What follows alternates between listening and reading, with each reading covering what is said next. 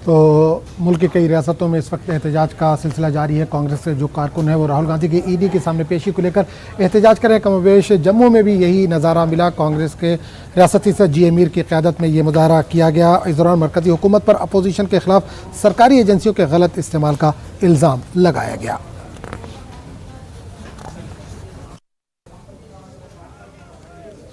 आज पूरे देश में कांग्रेस पार्टी का प्रोटेस्ट रैलीज है और ये मार्च टुवर्ड्स ईडी ऑफिसेज है, क्योंकि जिस तरह से ईडी को आज की मरकजी सरकार भारतीय जनता पार्टी अपना एक टूल बना के इस्तेमाल कर रही है, उसके खिलाफ देश भर में ये प्रोटेस्ट हो रहे हैं। सवाल राहुल गांधी जी का नहीं, हमने अंग्रेजों को फेस किया है तो मोदी को फेस करना या उसकी एजेंसी को फेस करना हमारे लिए कोई बड़ी बात नहीं है।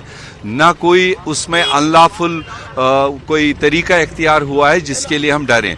मगर सवाल है कि जिस तरह से मोदी सरकार तमाम देश में, वो बिजनेसमैन हो, वो राइवल पॉलिटिकल पार्टीज हो, जैसे जैसे चुनाव आता है तो दूसरे अपोनेंट्स को ड्रैग करने की कोशिश करता है और उस सारे सिस्टम के वहीं बीजेपी ने पलटवार किया है। बीजेपी ने कहा है कि